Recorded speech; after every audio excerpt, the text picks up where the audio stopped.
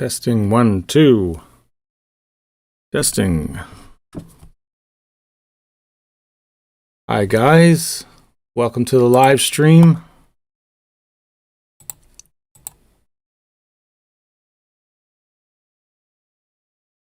Do we have any viewers? Hey Kearney. Good stuff.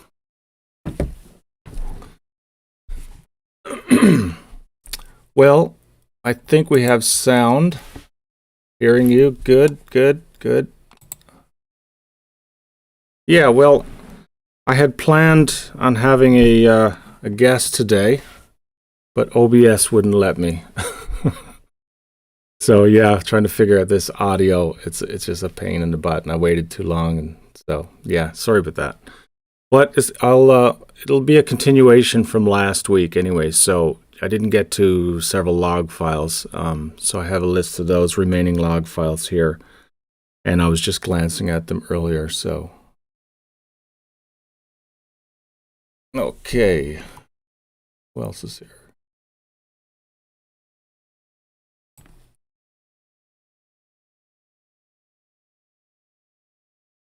All right.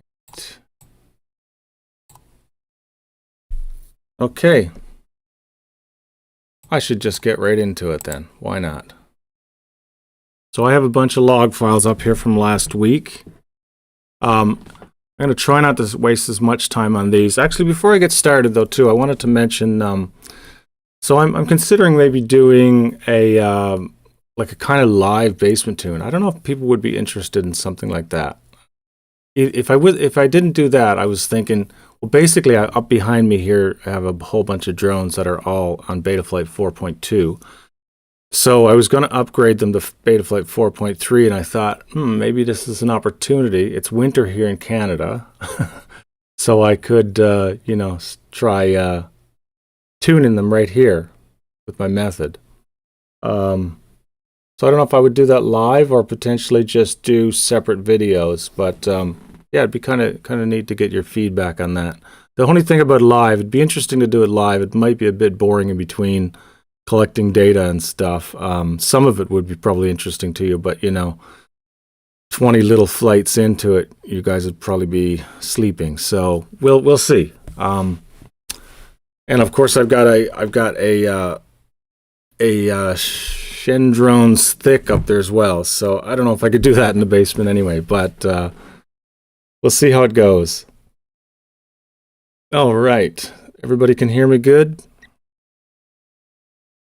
So I'll just start with the first log file here that I have a list of them already loaded up here. The first one is by Dylan Stewart. So I was just talking with Dylan actually. So he has a little, I think this is like a sort of 3.5, I guess, to Roma f3.5. I guess that's speaking to the size of the prop on Betaflight 4.3 RC2. And so he was mentioning something about some kind of desync behavior. So I mean, I'll just start with what I always start with. Basically, when I look at this, the first thing I look at is these little spots where you see the black coming out there. Now, most of those, again, the red is the set point, black is the gyro, right? So this is just snap rolls. These are pretty high rates I see you have here. So yeah, but you'll see spots where, for example, this jumps out here. But a lot of times what's happening is, for example, if you're doing a real snap roll with a high rate, it'll sometimes cause movement on other axes, right? So that's probably what you're seeing here with this fast roll. You're getting a little blip there and a little blip there from that, right? But you were saying now, once in a while, when you do a roll, a hard flip or roll right, rather, I believe that's this direction. We just zoom in on that you sometimes get this desync behavior. And actually, I think I see one right here. So if I just zoom in on that little section, let's see what I'm saying. So, it's not obvious right away when you look at this that would be desync related. It almost looks like an overshoot, right? But you can see here, there's a little overshoot in your movement here, and then when you're coming back, the braking, right? So, you know, obviously the first thing I always the go-to is, you know, something to do with ESC settings.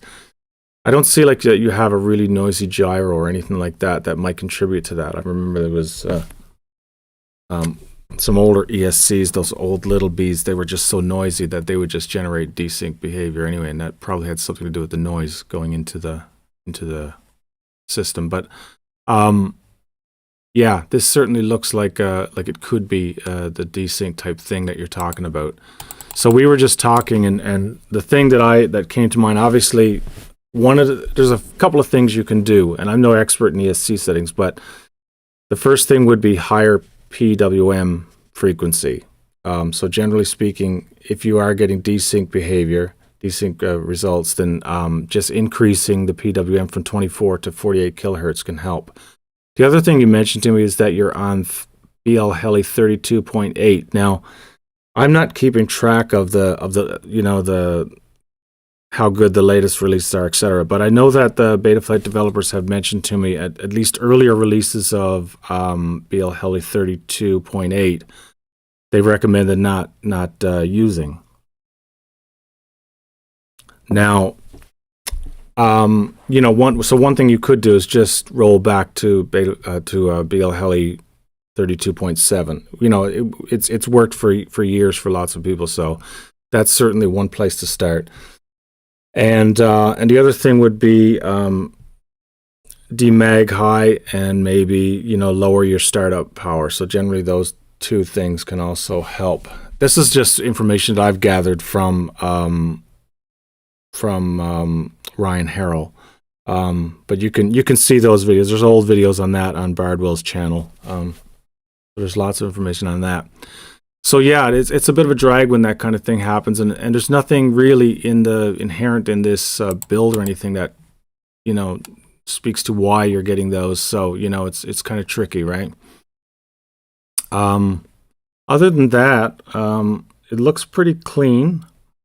One thing I did notice, so we go in and take a look at the noise profile. It looks pretty good, right? So remember I was always talking about how the way this signal comes down nice and early in the response in this area below 100 hertz. So you'll notice that pitch is a little bit noisier in this regard. So it's not horrible. It's still pretty good, right? I just wanted to point that out, some difference between the pitch and roll there. And the other thing was I noticed that you're using RPM 3, and there's nothing wrong with that, but if you wanted to, you could probably get by with RPM. I think you could get by with a single harmonic.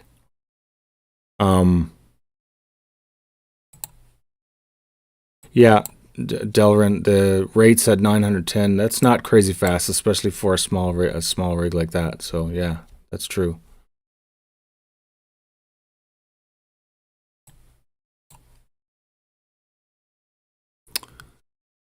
So yeah, when I looked at the noise profile, it's pretty strong, but it's clearly mainly one main harmonic. This could be a third harmonic here, but usually the way I would look at something like this is, you know, you certainly could just go with RPM 3, and it seems to be doing well. But the thing that you're missing is some of this residual noise here that you're not getting with your current low pass filter settings. So whether or not you think that matters to you, that's questionable, you know. But usually what I would do is I trade off. It depends on what you're using it for. You know, if prop wash handling is the most important thing for you, then I would say, you know, whatever way you can minimize the amount of latency here is what matters. But if it's a rig where you're really interested in smooth forward flight, I usually try to, you know, aim to clean some of this up. So, you know, you can always, for example, probably go with RPM 1 there, and then use a low pass filter. Just a single PT1 at 200 hertz is not going to cost you very much, and going across all this, it would help clean up some of this noise, which then wouldn't show up here, right? So that's one option. I don't see any other. You could even maybe, I don't even think you can put the notch up this high. Yeah, so it's, yeah, it looks pretty good though. Otherwise, there's nothing really I could say about that. So yeah, just look into some of those ESC settings. And I'm going to move on to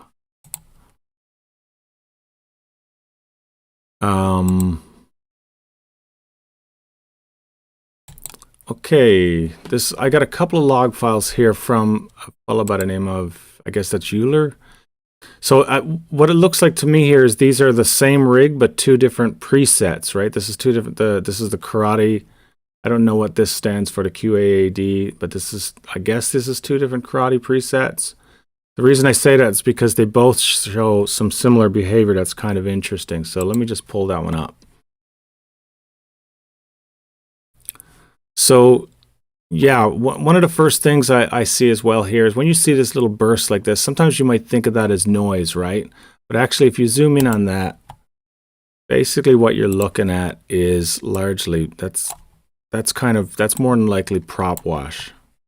It's fairly sort of random and sparse, and it's not a really high frequency. So if you're ever curious like what frequency that's at, you can always just use this tool and just look between a couple of the peaks.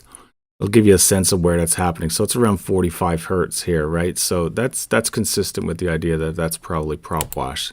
So you could probably work on that. And it looks to me like it's coming out of, so you're raising the throttle and you're coming out of probably a split S move or something here. You're flipping and then, yeah, or rolling rather, and then coming out of a split S move. So that's prop wash, I would say. And it's showing up on pitch as well.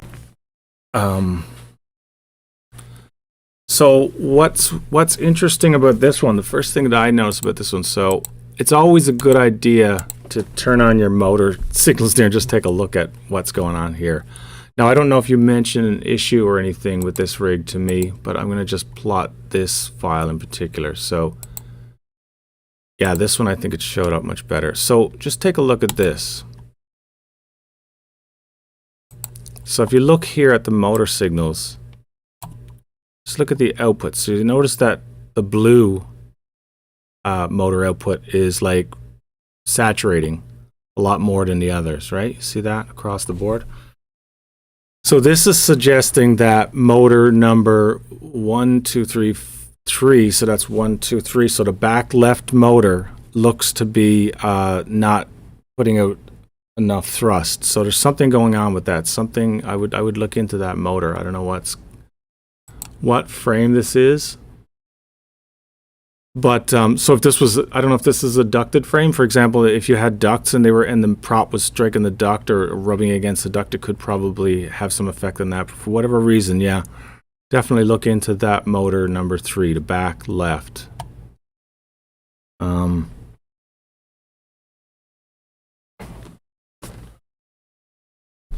Yeah. So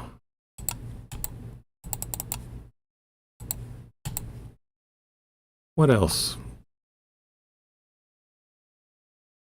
Actually, yeah, I think this is not too bad in terms of, can't remember the noise profile. Actually, this one was interesting. Yeah, this is, so again, this is the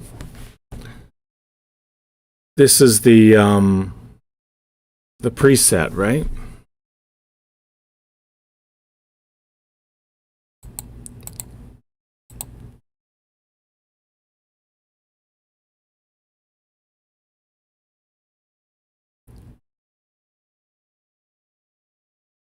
Yeah.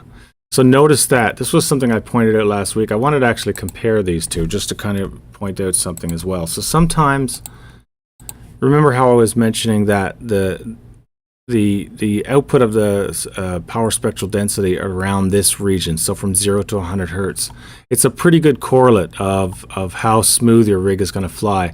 And if you compare that, for example, to the previous log file, you can see quite a difference in that, right? So the red now is the Euler build, and the brown is the previous, the Dylan Stewart one. So yeah, so sometimes you see this kind of thing, right?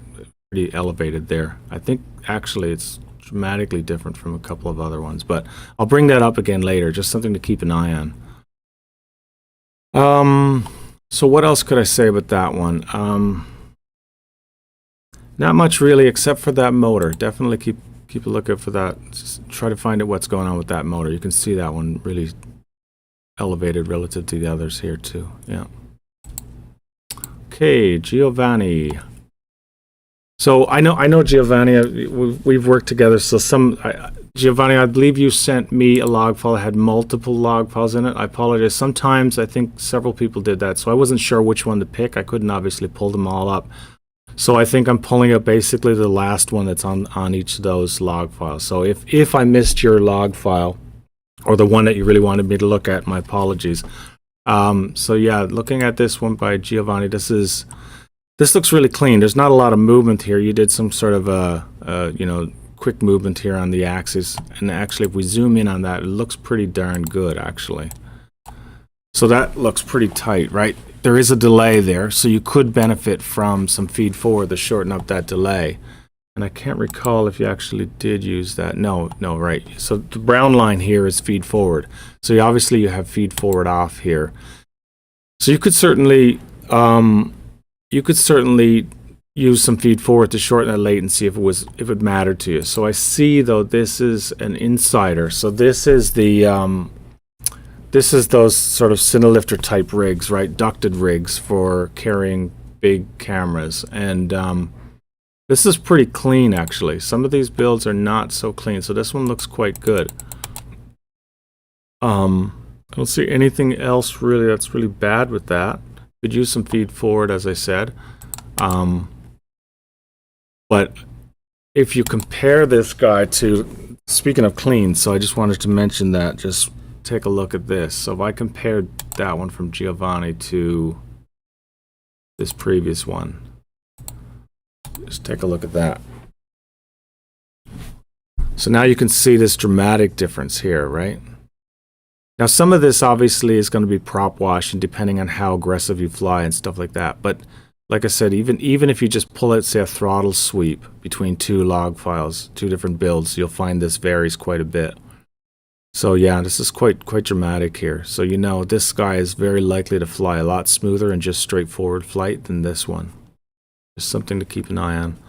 It's just a good index, really, of the quality of the rig, I think.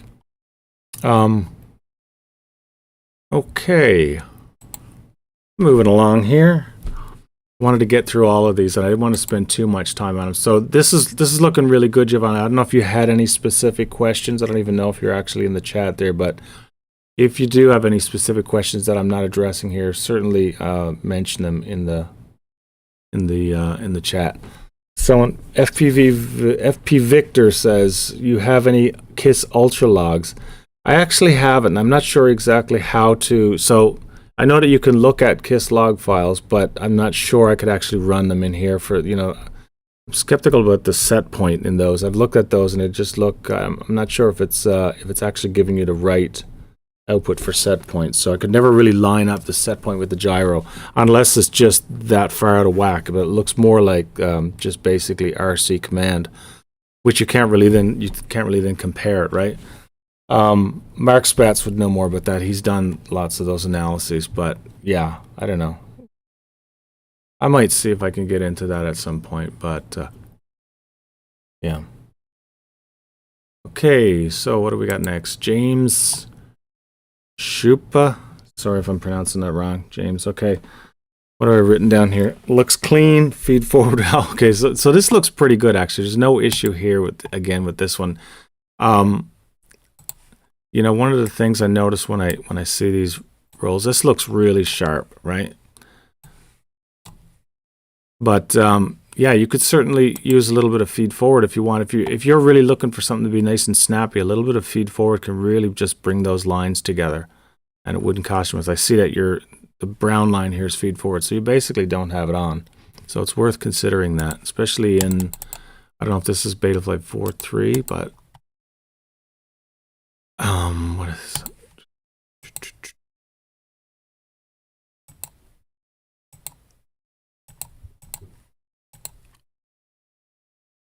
Yeah, Betaflight 4.3, definitely. There's a lot of great stuff in there, so I would definitely use that. Yeah. But I have nothing to say. It just looks really good. So James, if you're out there, tell me what's wrong. If I'm missing something, let me know. It looks really good to me. So, yeah. Kerni. Okay, so I think I was looking at this one, and my apologies here too. I think this is maybe there's multiple logs in here, and I just picked one. I don't know for sure, but actually, I mean, it's hard to say much about this. There's basically no movement, so there's nothing to look at really, except for maybe this little spot here that looks a little bit noisy, but otherwise, so usually what I'll do is just glance down at that. That looks like it could be just a bit of prop wash. Motor signals are a bit noisy there, but yeah, there's not much I can really say there.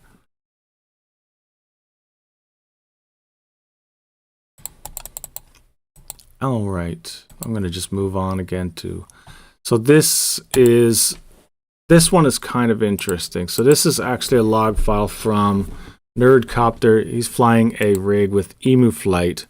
So I haven't looked at a lot of Emu Flight log files, and I'm not, there's so many different features in Emu Flight that I just don't know much about. But this one looked pretty good, no complaints. The only thing that I found a little bit strange, which was kind of surprising, is when I compare the pre and post filtered gyro, I was just surprised at how far these split apart. So what I'm plotting up here is the pre-filtered gyro in the dotted trace and the post-filtered in the solid, right? And normally what you'd expect is somewhere around 100 hertz that these things would split apart. This is where your filtering would come into play. Now, in order to, this looks like you're filtering right down to as low as 40 hertz. Now, I don't know what you're using to do that or how you're doing it. And why you're not having problems is just mind-boggling. So I don't know if anybody can appreciate what I'm saying here, but right down as far as, say, 20, 30 hertz, I'm already seeing the pre-filtered and post-filtered gyro separating, right? So there's some kind of filtering that's happening right down here and making this, the post-filtered gyro cleaner. And that's really odd to me because normally we wouldn't filter down much below 100 hertz, if at all. So yeah, I mean, I looked into the settings. It's great. I don't know how you're doing it. Maybe there's some magic about Emu that I don't know about.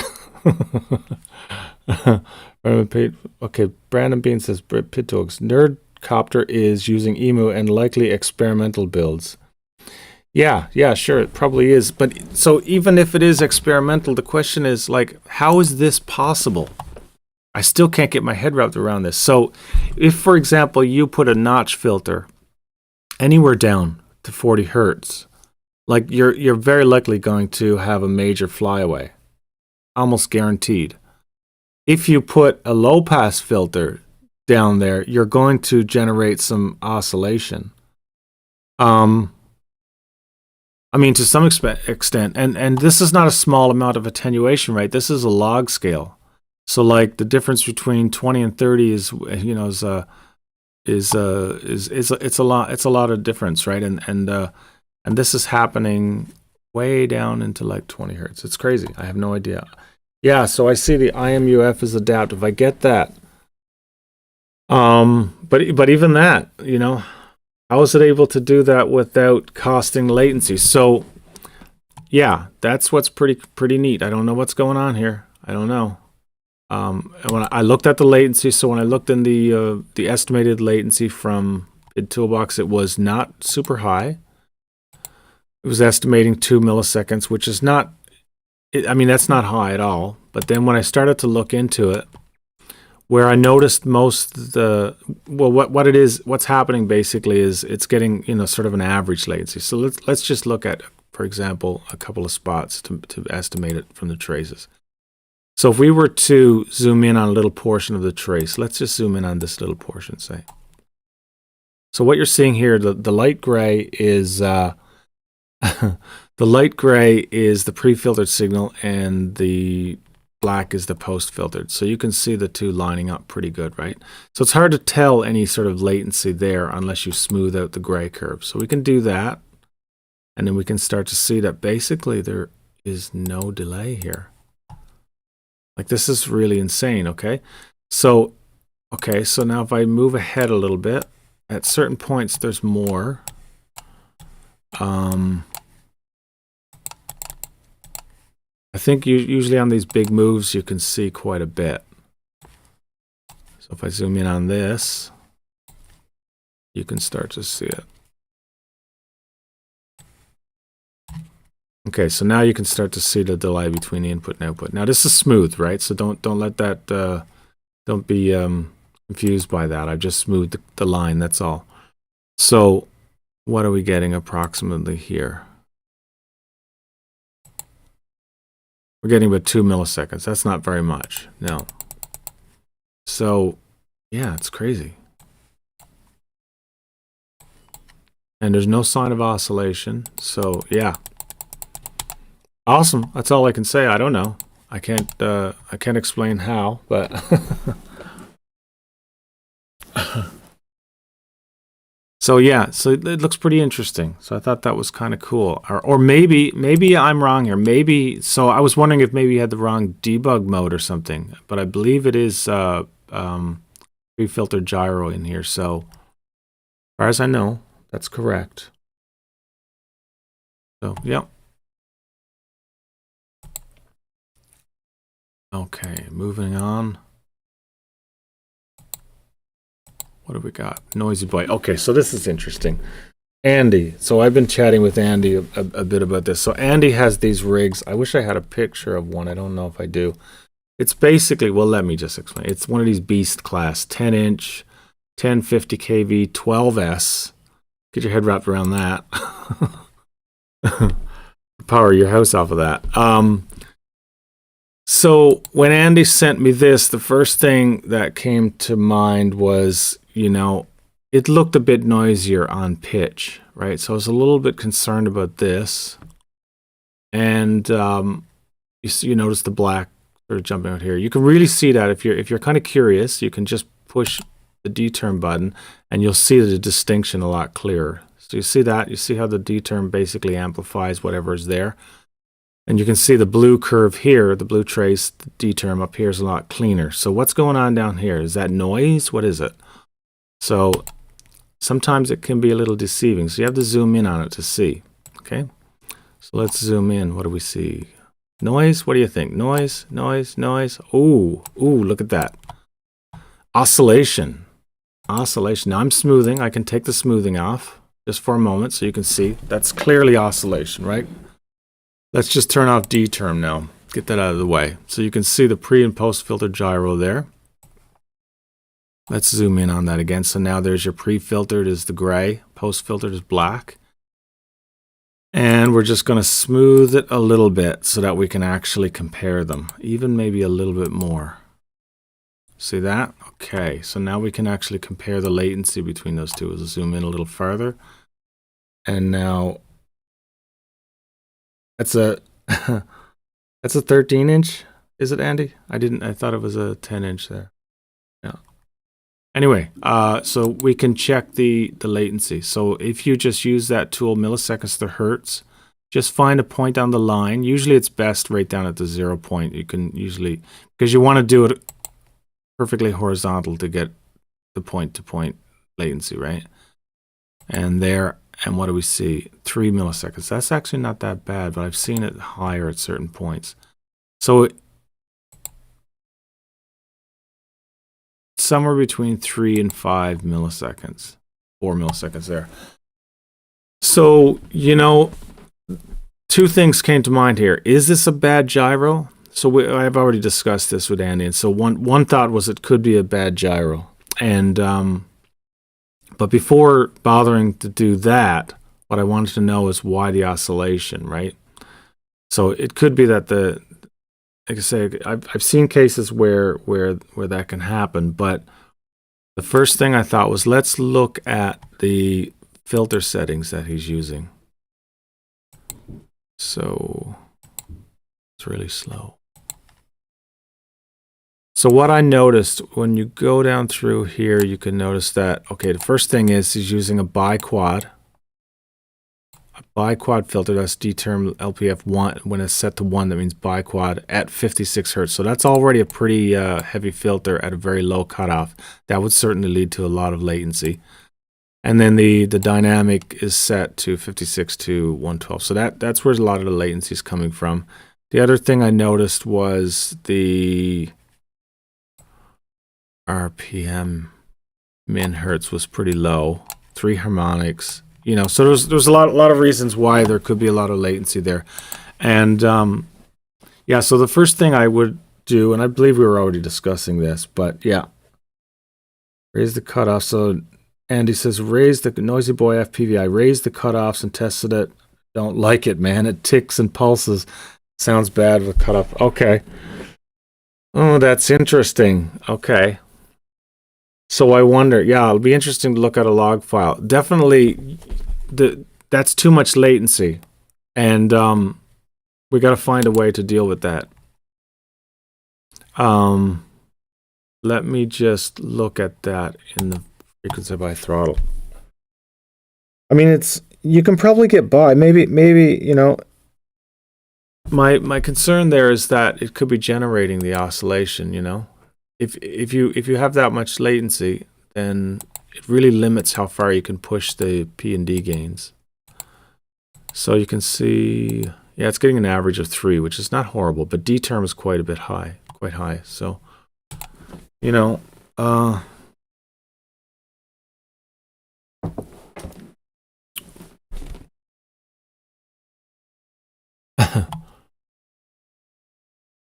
okay, so how far did you raise the cutoffs?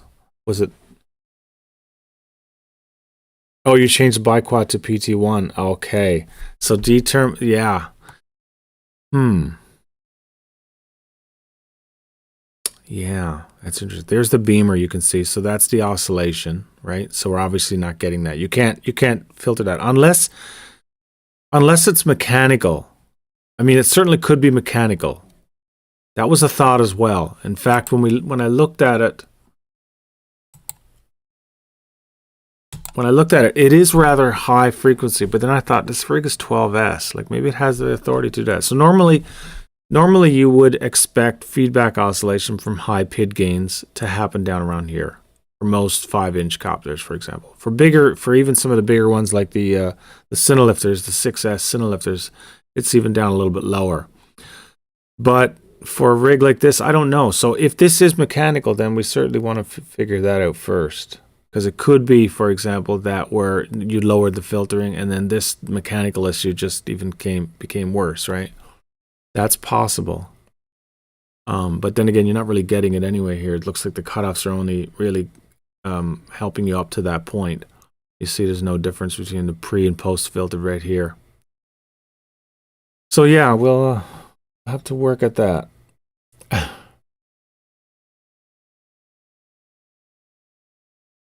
Yeah. Okay. So that's an interesting rig for sure. I'm looking forward to looking at more logs from that one. Okay, what have we got here?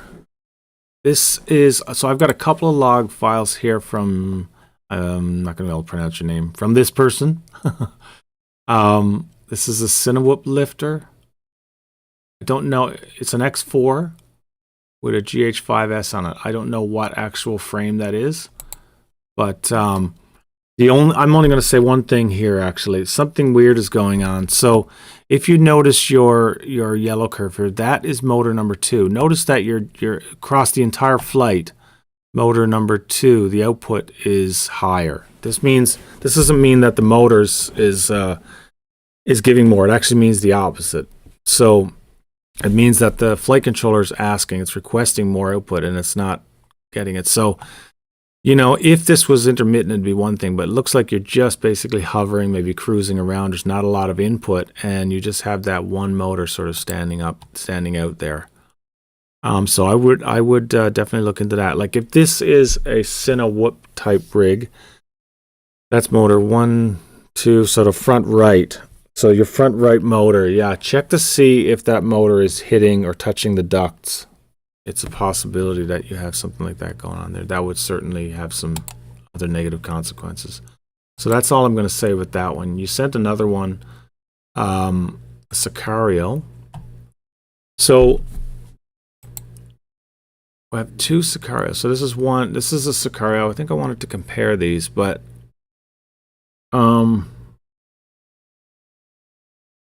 didn't actually look too much into this one yet. But yeah, so let's take a glance at this one.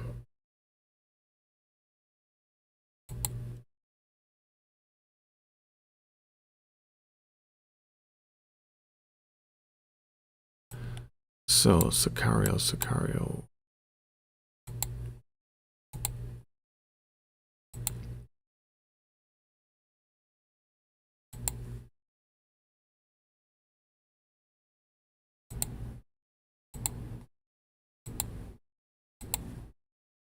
Okay.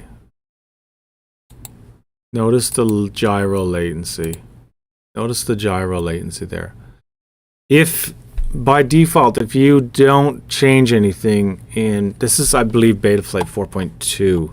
This is one of the nice things about 4.3. It's got a it's actually much better for these X8 rigs. But one of the problems with the X8, I think I mentioned this last week, is when using RPM on an X8, it's generating a lot of notch filters, right? So just let me confirm for sure. This is the Siccario.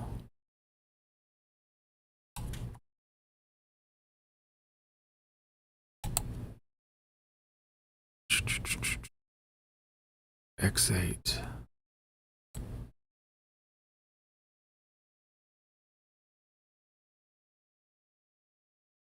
Where's RPM? 3 harmonics. Yeah, exactly. So that's 3 harmonics times 3 axis times 8 motors. That's 72 notches. So, you know, with the Siccario, I think especially on Betaflight 4, 2, whatever, you're going to want to change that. So it's really challenging actually, because in this case you have, I don't know if this is a pretty low motor band, if this is a motor band. No, sorry, is this the one? Yeah, it is. So this is really tricky. I would have thought this was the first harmonic, but you don't have much choice by the looks of it, but to use the RPM 3, and that's a real drag, because this is why you're getting so much latency, right? Normally, what I see with the Siccarios, in most cases, is just a single harmonic, and the second and third harmonic are so weak that you can basically get by with just a low pass filter. So yeah, in this case it's not going to happen for you. But yeah, that's the key problem there, is you're getting a lot of latency, which is not ideal. Now the second one is also a Siccario. This is a 7-inch Siccario, so this might be. Also, there's no movement here. I can't really tell anything, but it all looks pretty clean. But if I go to the, let's just compare that one.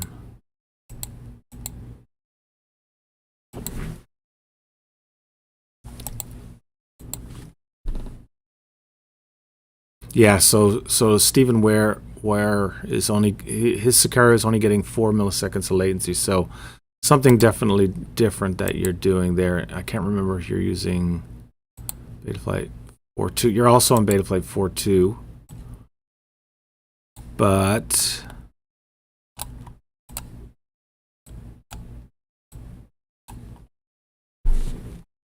yeah, also 3 harmonics. Interesting. I guess you're saving elsewhere. You could certainly save a lot here.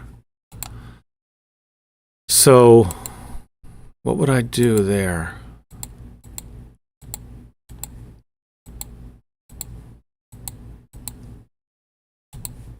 Four milliseconds. That's not bad, but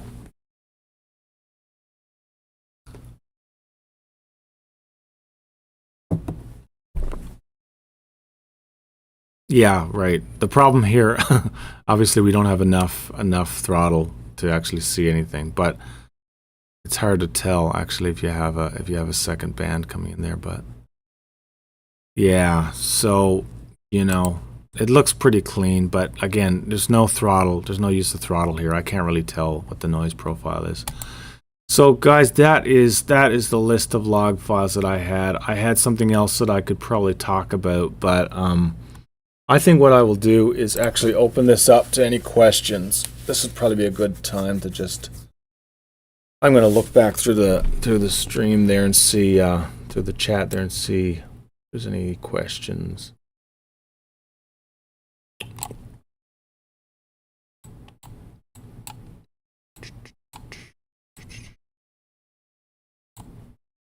Presto FPV says, that's interesting you say that about higher frequency being mechanical. I'm dealing with oscillation on a 5-inch at 78 hertz and messing with filters, it just makes it worse.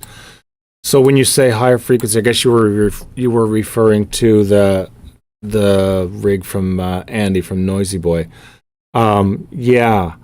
Well, the thing is that's right. I mean, basically, I've seen so many of these log files now that when I do see feedback oscillation, and I've experimented with it quite a bit, it's almost always between about 40 and 60 hertz. Usually, yeah, like smack on 50 hertz, somewhere around that, right? And so yeah, when it's much higher than this, it starts to get kind of questionable. But it depends on the rig. There's so many different rigs out there, and most of my experience is with 5 and 6-inch rigs. When you get up to the Siccarios, there's a lot of weird stuff that can happen. I shouldn't say just Siccarios. I would say a lot of the cinelifters. I've seen some strange vibration and oscillation at frequencies that are down under 100 hertz too, and it can really throw you for a loop. In fact, that was one I wanted to show right here. So this is an example of... So let me just show you this. Let me just turn off the motors for a minute so you can see this. You might be able to appreciate that. You can see the darker trace up here. So if you zoom in on this, this is a thick, by the way. It's a thick with a Blackmagic on the Chendrone's mount with the silicone, or I'm not sure if it's alpha gel. I believe it's alpha gel. But when I saw this, it was like, oh crap, what is going on here? Again, you know, it's a case where you have to zoom in to really see what's going on, right? So we zoom in on any portion of that. Let me just turn that off. And you can see the oscillation, right? Now, what frequency is it at? Just grab a peak, get the next peak. So around 38 hertz, around 40 hertz, okay? So 40 hertz was like, okay, that seems like about the point where I would expect feedback oscillation from too high of D gain or P gain, etc., right? And in fact, if you look at D, that's blue. Zoom in on that again. And you can see, of course, it's oscillating as well because it's derived from the gyro signal, right? So you know, first thing I thought was, okay, maybe this is PID related, so let's turn down the gains. So, but it turns out that that's not what it was. So what I'm showing you here, this is with a payload, so it's using that mount, and all we did was basically take the camera off. And when we took the camera off, that's what happened. So let me just compare those two in the spectral tool. So if I just click on the gyro with the camera on the mount versus without, okay? And so there's the spike, 40 hertz spike, right? When the camera's on, and we just took the camera off, disappeared. And that spike is also traveling, it's going across all axes, but it's especially on roll, you could see it, right? So we, you know, play with a number of things, and then one thing we did was basically, this one was with payload. So we put the payload back on, but without the mount. Okay, so it's just basically strapped on to the top of the thick. And so that's the orange curve.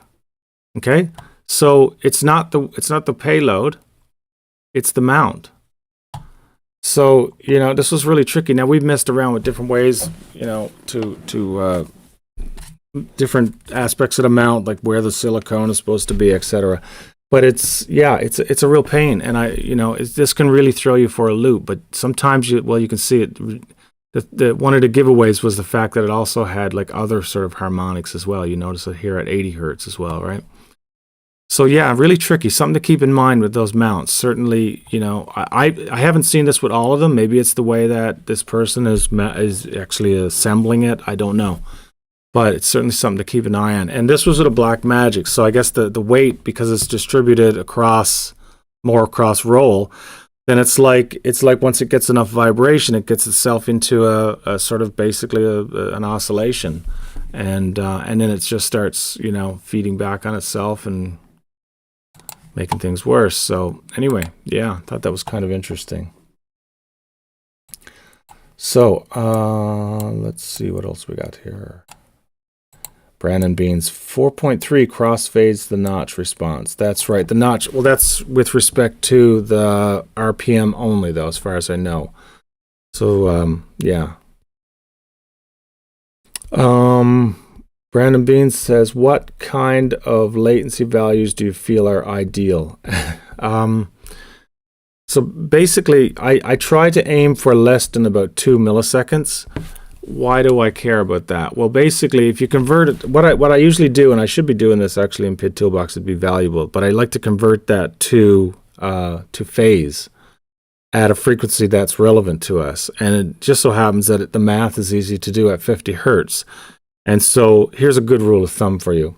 If you want to know what each millisecond costs you at 50 hertz, it's basically around 18 degrees. So if you got 5 milliseconds of latency, that means that the P term is 90 degrees out of phase with reality. And so, you know, that's when really bad things can happen.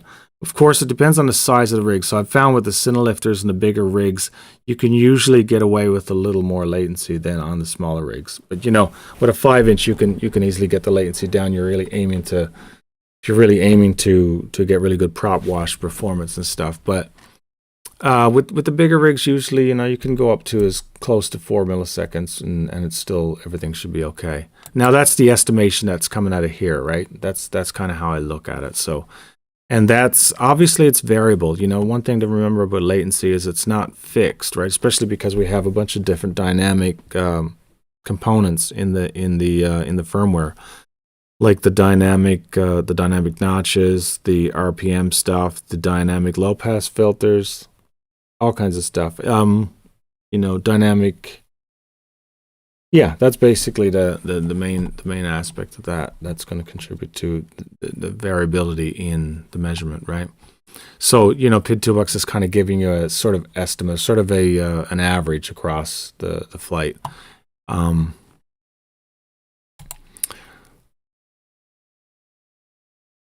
KerniFPV says, my log file, Brian, I know it's pretty clean and no big inputs. It was mountain dive flying in troublesome air wind. I'm looking for the perfect low throttle control, maybe reach it. Yeah. Yeah, I couldn't really tell from that log file so I don't know. So that was a mountain dive in that file. Hey, it actually looked pretty clean. There's not much I could say. So that, oh, wait, now, there you are. Yeah. Yeah, I'm zoomed in here. I'll go back out to that. So yeah, I mean, it looks really clean. I can't really say much about it. I'd say you're doing a pretty good job.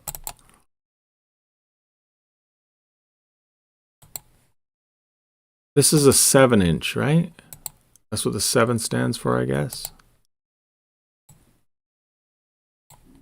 Dive.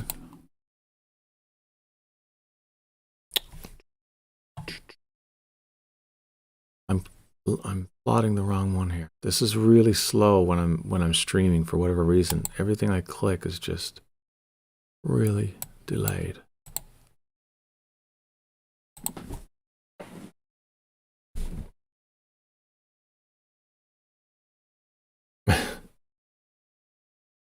Yeah, so this is your post-filtered signal. Like, it's really, really clean. You could even lighten up a little bit on some of the filters there, to be honest. You know, you don't need that, you know, to be able to, it's gone below the window here where I usually say, as long as the filter gyro is below but minus 30, it's going to be pretty clean. It's not a critical point. It's just a good rule of thumb, I think, minus 30. You can have a great flying rig if the post filter gyro is above that. Let me just plot the post filter because sometimes that confuses people. I have both of them up there.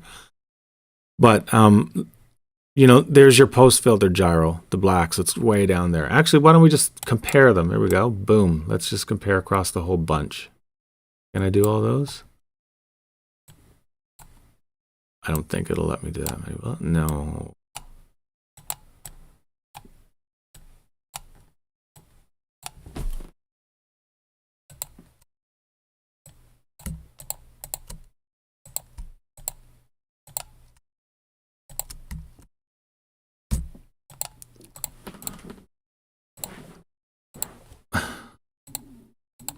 There we go.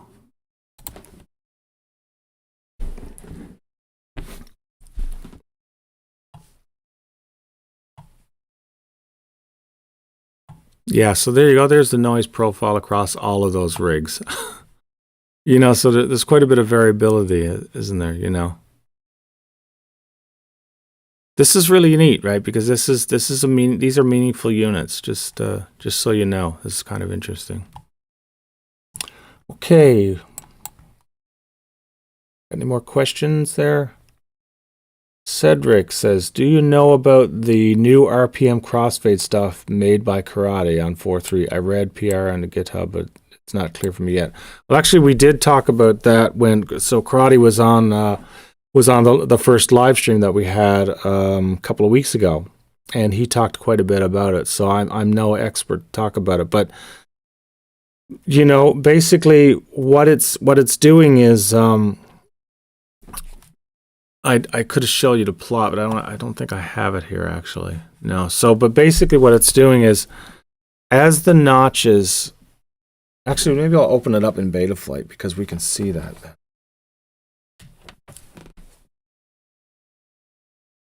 But let me talk about that. So basically in Betaflight 4.2, as the notches come down, they all sort of park down at the min hertz. So if you set RPM min hertz at 100, when you drop the throttle to minimum, then all those notches that are associated with the RPM filter, they all just come down and park at the same place. And they're all still active. And so the problem is, you know, sometimes they're not actually acting on anything. They're just kind of the moment that they sort of bump down there, they can still generate their own sort of oscillation. You know, they actually because the notch is an anti-signal. You know, it's kind of like a phase cancellation signal. Then when all these notches just sort of move to the 100 hertz point, I think at that point sometimes you get this. It can generate some sort of artificial oscillation. And so the idea with actually I think the main thing was that they just generate a lot of latency too. So I think that's probably the main idea behind that. But so when the notch, when all those notches center down at 100 hertz, then they're generating a lot of latency overall at that min frequency. So at frequencies that are even lower than 100 hertz. And so the idea with the crossfade is to basically fade them out, just like a slider, you know, like a DJ slider, turning the volume down. So what happens is in Betaflight, so if we just, I believe there's a setting for that. I don't know if it would be get cross, I don't know if it would be crosshairs, no. Get RPM. Fade range, yeah. So you see this RPM filter fade range? It says here it's defaulted at 50. So what that does basically is 50 hertz above your min hertz, it'll start turning the volume down, essentially. So if your min hertz, in this case, RPM min hertz is set to 70, then at 120, it's going to start attenuating the output of that filter, and then at 70 hertz it'll be completely off. So once you drop the throttle, all of those RPMs will they'll basically shut off, and so you won't have any of that latency issue. That's it in a nutshell. So, and you can change this range if you wanted that to start, farther up and slowly fade, But I think just from all the testing the developers have done, this is a pretty good number. But this also means, for example, if you wanted to target some frequency that was happening at 100 hertz, then it's not going to work anymore, right? Whereas old Betaflight 4.2, if you have min hertz set to 100, when all those notches come down, if there's noise there, they're also going to act on that. They're going to help get rid of that noise at 100 hertz. So if you do have noise at, say, 100 hertz or 110 hertz, then you might want to think about how you might need to set min hertz a little bit lower in order for it to target that, right? So it's just something to keep in mind. And usually on the bigger builds, like the cinelifters and stuff, sometimes those, because of the big props and stuff, sometimes those the motor band can go below 100 hertz, say. James Shupe says, always tune with feed forward off, ? Any tuning after feed forward is applied? Any tuning after feed forward is applied. Well, basically the only reason I say tuning, so if you're using the method that I am developing or I've developed, the reason behind that is basically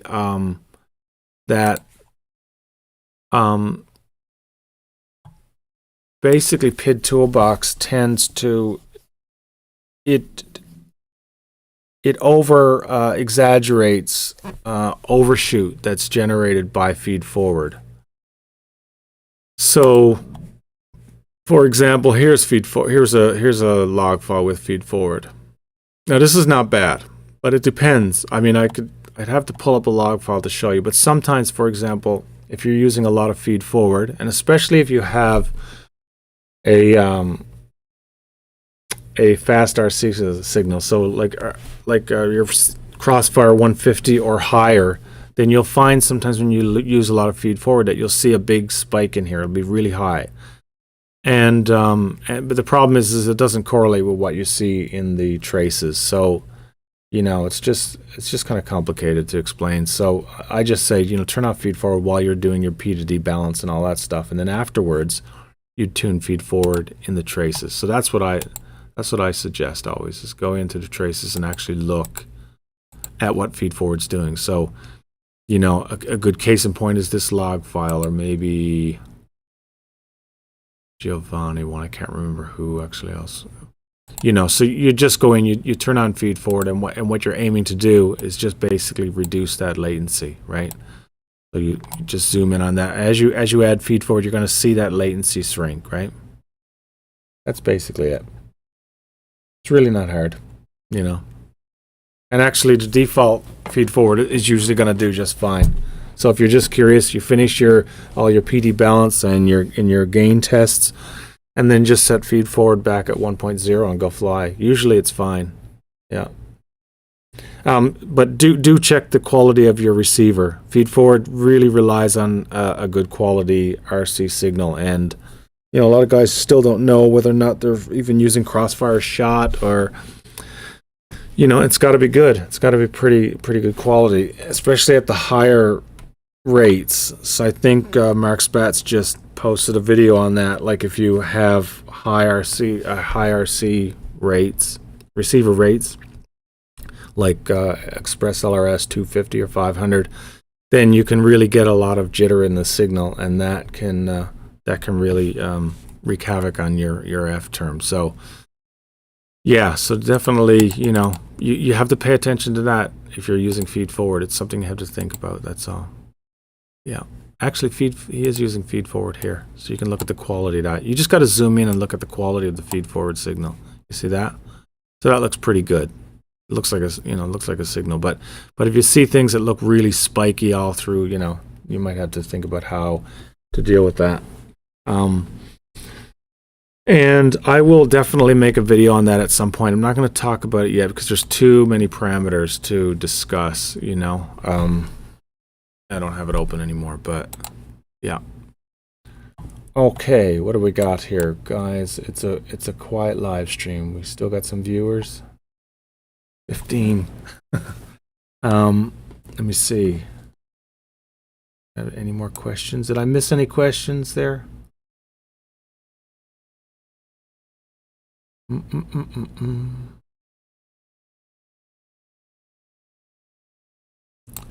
Slide back and see.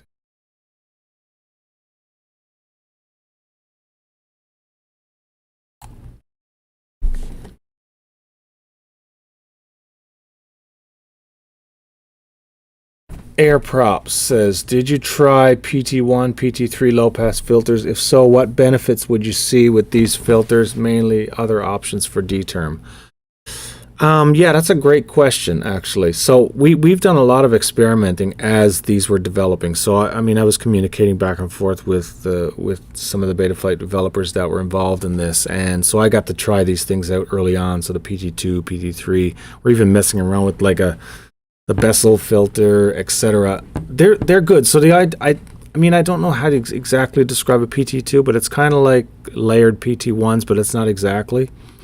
But it's sort of a second order. I don't know if it really is a second order. It's just it'll give you more attenuation, the PT2 and the PT3 again. So PT3 I think is pretty comparable to the biquad. The PT2 is somewhere between the amount of attenuation that a biquad. The PT2 is somewhere between. It's more attenuation than a PT1, obviously, but it's less than a PT3 and less than a biquad. I'm not sure if the PT3 is more or less attenuation than a biquad. I actually think the biquad's still more. Yeah, in terms of delay, the biquad I think will cost you a little more delay than a PT2, but I believe a PT3 may be more delay than a biquad. I don't know for sure.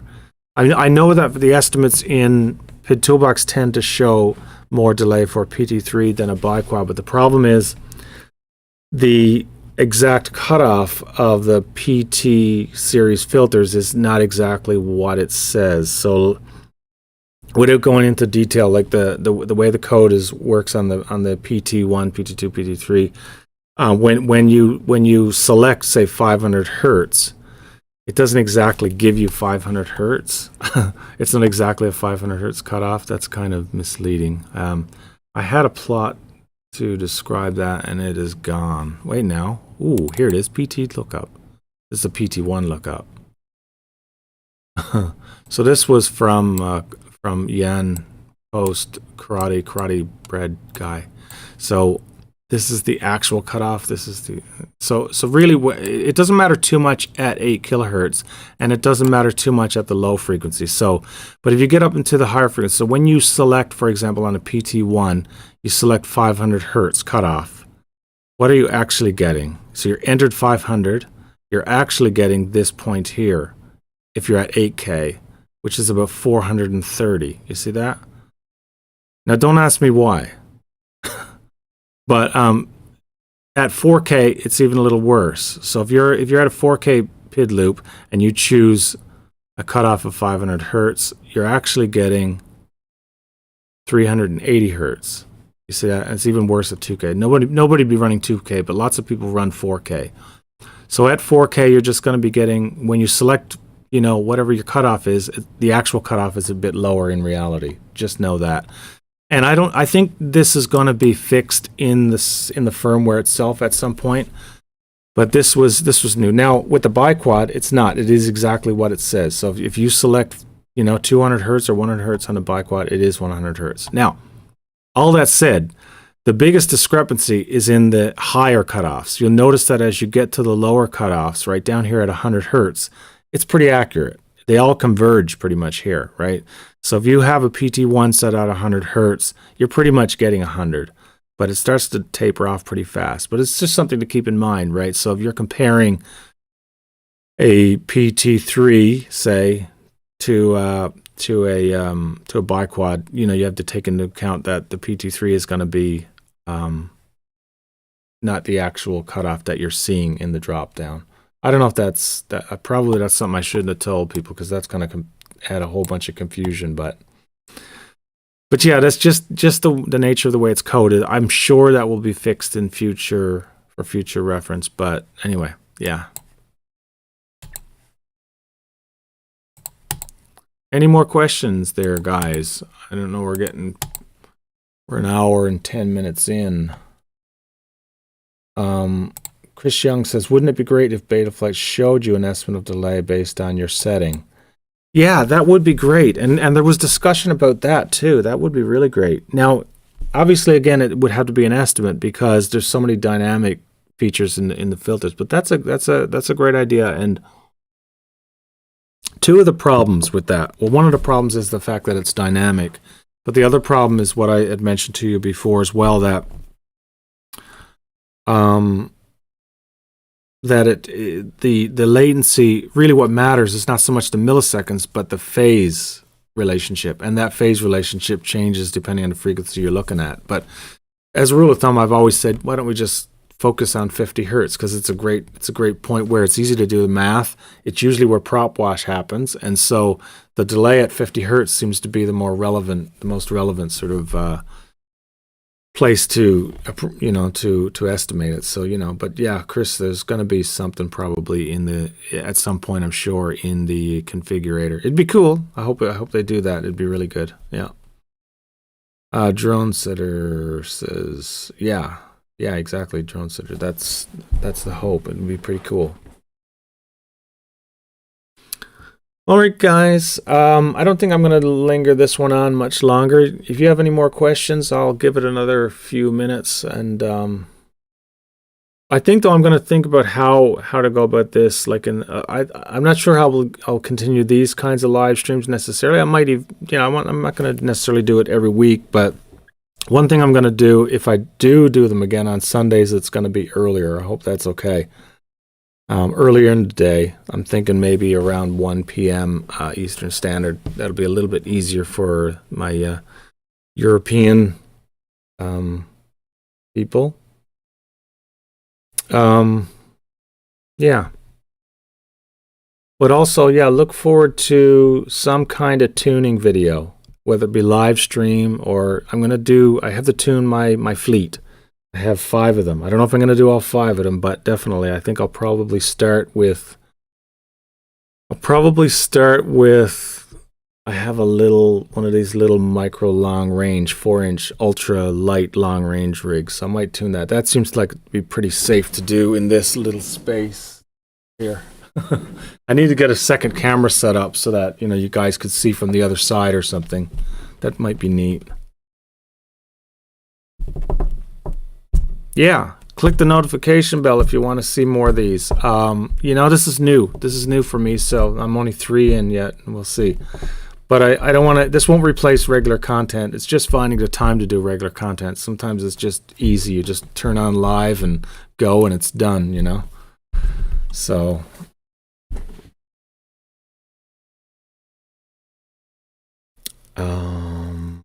I don't think I have anything else to add here, guys. I'll give it another couple minutes.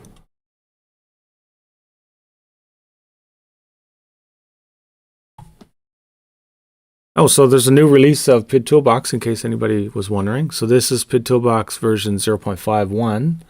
So this issue where some people were noticing that every time you load a log file in, if it had spaces in the log file name, it would crash. So I got that fixed. A couple of more minor things, but if I could just make it faster, that'd be great.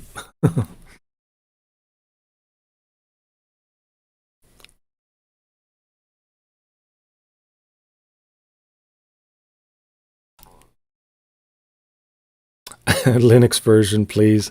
Yeah, it's coming. I usually wait with the Linux version because it's a bit of a pain. It's a real pain. Because I don't use Linux, right? So I have a what do you call it? VirtualBox. I have Linux, Ubuntu running off of VirtualBox, and yeah. So it's a bit tricky. What's really challenging with the code for this is that it has to be. It's just. It'd be nice if I had a better way where it was streamlined and I didn't have to compile 3 separate, you know, copies. But anyway. All right, guys, I'm going to end the stream. It was nice being here. Glad you guys made it. Look forward to some new interesting things, some tuning, streaming. I don't know what I'm going to do. Either video or tuning, a live stream with me tuning a rig. We'll see what happens. Yeah. All right, guys. Ciao.